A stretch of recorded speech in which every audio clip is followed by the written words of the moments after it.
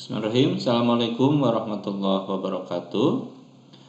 Materi pertemuan ketiga untuk pembahasan mengenai Microsoft Access yaitu mengenai file properties dan database relationship. Ya. Baik, kita mulai saja. Jadi silahkan saudara-saudari membuat database baru ya, diakses, buka aksesnya dan buat database baru dengan nama penjualan _name ya. Pastikan dimasukkan ke dalam folder yang sudah dibuat ya, untuk dikumpulkan dalam satu folder. Kemudian kalau sudah, klik tombol create ya nantinya. Nah, kemudian silakan di tabel yang baru, kalau sudah dibuat database, disimpan nama tabel yang pertama adalah tbl_mobil ya. tbl_mobil. Kemudian buatlah struktur tabelnya nanti seperti ini ya, kurang lebih ada kode, ada nama mobil, buatan, harga sama stok. Kode dijadikan sebagai primary key ya, minggu kemarin sudah saya jelaskan. Tipe datanya adalah short text, nama mobil short text, buatan short text, harga currency, dan stok tipe datanya adalah number. Baik, jadi nanti hasilnya kurang lebih seperti ini ya. Jadi ada 5 field yang harus kalian buat terlebih dahulu. Baik, minggu kemarin pertemuan kedua sudah saya jelaskan apa itu field name, data tipe, sama description ya, yang sifatnya opsional. Nah, sekarang yang akan kita pelajari adalah beberapa data yang bisa kalian gunakan di dalam field properties di bawahnya ya. Ada beberapa fungsi yang biasanya digunakan, terlebih biasanya digunakan untuk pembatasan penginputan. Contoh misalkan, coba kalian, jadi field properties ini menampilkan field name yang aktif ya. Jadi kalau kalian klik di nama mobil, maka field properties di bawah adalah untuk yang nama mobil.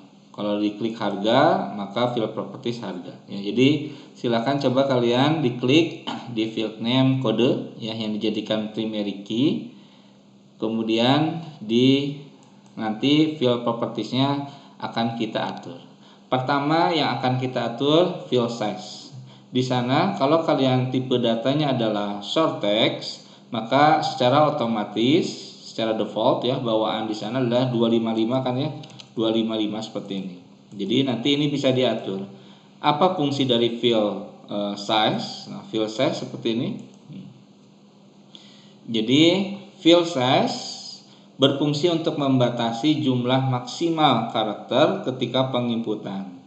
Pada contoh ini, maka field kode hanya bisa diisikan maksimal 6. Jadi kalau kalian isikan 6 di field size-nya, maka kodenya maksimal 6 karakter ketika nanti pengisian diinputkan di bagian kode. Ya, jadi itu fungsi dari field size. Silakan dirubah.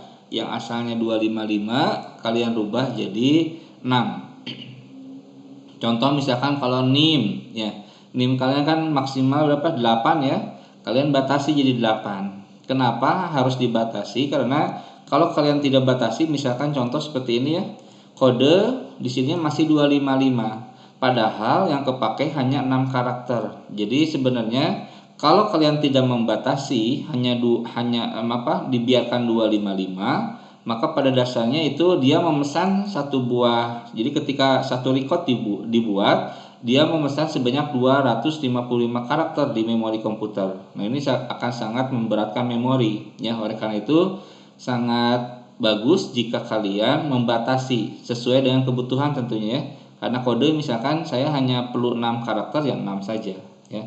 Misalkan nanti NIM kan kalau kalian NIM-nya 8 misalkan ya 8 gitu. Jadi tadi supaya membatasi permintaan memori di komputer. Jadi kalau kalian tidak ganti 255 misalkan contoh tadi ya, maka dia tuh setiap record, setiap data yang diinputkan, dia sebenarnya memesan 255 karakter di memori komputer. Padahal yang digunakannya hanya 6 karakter ya, seperti itu. Itu untuk field size.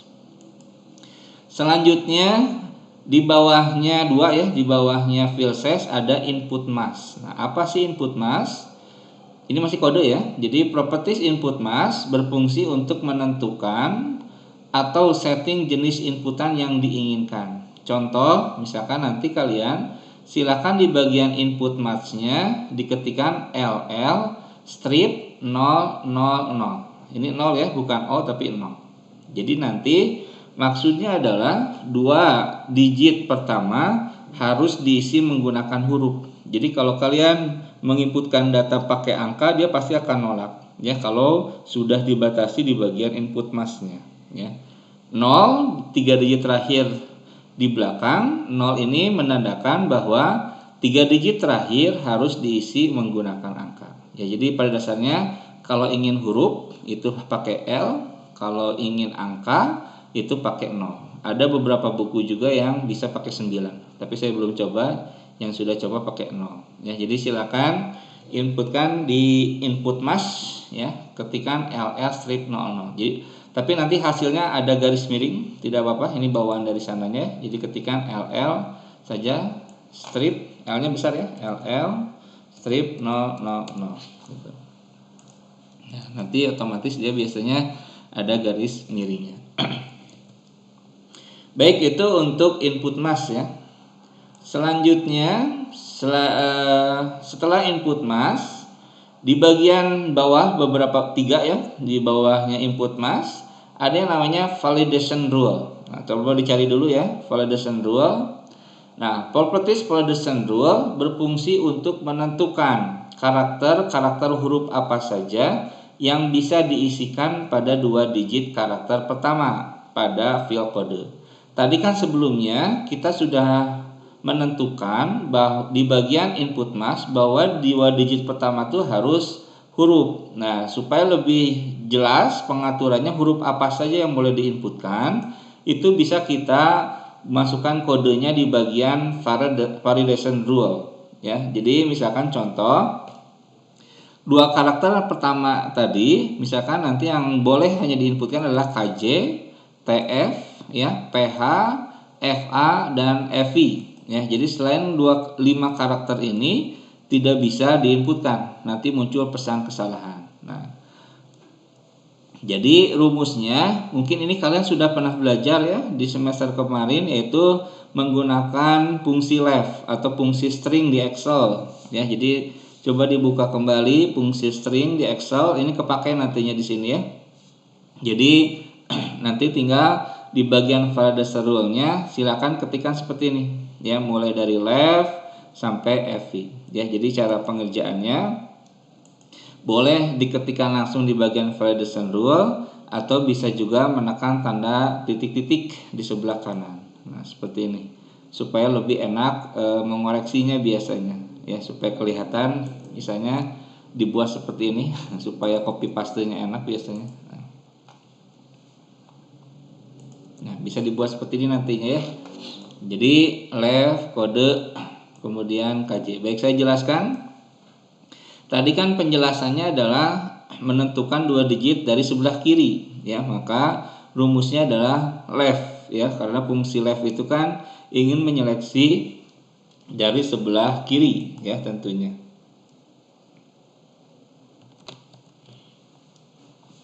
Jadi saya ulangi lagi, left dalam kurung, nah ini pakai kurung siku ya, kurung siku kode. Jadi nama field di sini, kode di sini harus sesuai dengan nama field ya. Jadi seperti ini. Jadi kode dari sebelah kiri berapa karakter? 2 karakter. Nah, ini titik koma ataupun komanya, nah biasanya harus dilihat dari settingan. Kalau saya kan lihat left dalam kurung string titik koma. Mungkin ada beberapa komputer yang pakai koma ya. Jadi sesuaikan saja. Kalau saya pakai titik koma.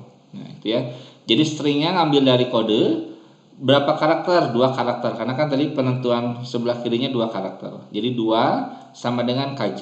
Ya, jadi 2 digit kode dari sebelah kiri diinput hanya boleh KJ, OR atau ya sama nanti tinggal ganti jadi TF atau PH atau FA atau FI ya. Kalau sudah diinputkan semua, silakan klik tombol OK. Untuk mengetahui nanti apakah kode yang kalian sudah inputkan benar atau salah, disimpan saja ya, disimpan. Nanti biasanya kalau pertama kali dia minta simpan, di OK saja. Kalau muncul lagi kotak dialog itu biasanya masih ada beberapa yang salah keterangannya ya atau rumusnya. Jadi silakan diperhatikan lagi. Kalau tidak bisa disimpan misalkan ya, nah ini disimpan. Kalau ketika disimpan masih muncul pesan error, itu berarti kodenya masih ada kekeliruan atau yang masih yang salah ya. Jadi harus diperbaiki lagi. Kalau ketika disimpan beberapa kali aman, tidak muncul pesan kesalahan, berarti itu sudah bisa digunakan ya. Itu untuk validation rule ya. Jadi penjelasannya seperti ini. Ya, jadi left mengambil karakter di sebelah kiri, kode nama field ya. Jadi pastikan nama fieldnya sesuai ya. Pastikan harus sama sesuai dengan nama field. Kemudian 2 ini adalah menentukan berapa karakter yang akan diambil dari sebelah kiri. KJ karakter-karakter huruf apa saja yang bisa diisikan pada 2 digit karakter pertama pada field kode. Gitu ya, itu penjelasan dari kodenya. Baik. Nah, selanjutnya kalau sudah validation rule, kita bisa mengetikkan di validation text. Nah, apa itu fungsi validation text? Nah, ini ya. Jadi validation text berfungsi untuk memunculkan pesan kesalahan jika ketika penginputan data tidak sesuai dengan ketentuan yang sudah diketikkan. Tadi kan ada 5 ya, ada 5 huruf yang harus bisa ditentukan di sebelah kiri. Nah, kalau tidak dipenuhi, maka bisa kita inputkan pesan kesalahannya di bagian validation text. Misalkan contoh saja ini ya. Maaf, input salah. Ya, bebas. Silakan, ini hanya pesan kesalahan saja. Baik. Silakan di bagian validation text-nya untuk kode kalian inputkan maaf, input salah seperti itu ya. Kalau sudah silakan disimpan. Nah, kalau ingin mencobanya, nah kita coba ya. Silakan tampilkan kalau sudah berhasil disimpan tidak muncul pesan kesalahan, masuk lagi ke datasheet view ya. Nah, kita akan coba sekarang menginputkan kode barangnya ya, kode mobilnya. Misalkan saja contoh yang pertama ya. Tadi kan LL, jadi harus 2 digit pertamanya harus angka kan ya. Harus huruf. Nah, kalau saya isi dengan angka, ini tidak bisa ya. Kalau saya isi dengan angka, ini tidak bisa gitu ya. Kemudian tadi 2 huruf di sebelah kiri harus ada berapa tadi? 5 ya. KJ tadi apa lagi? Maaf. KJ, TF, PH, FA atau FI. Kita yang salah dulu. Misalkan AS dulu aja. AS 3 digit terakhir harus huruf kan ya. Saya isi dengan angka. Ya, saya isi dengan huruf nggak bisa. Ya. Jadi harus angka. Nah, kalau saya klik di sini, maaf, input salah. Ini pesan kesalahan yang ada di validation text ya.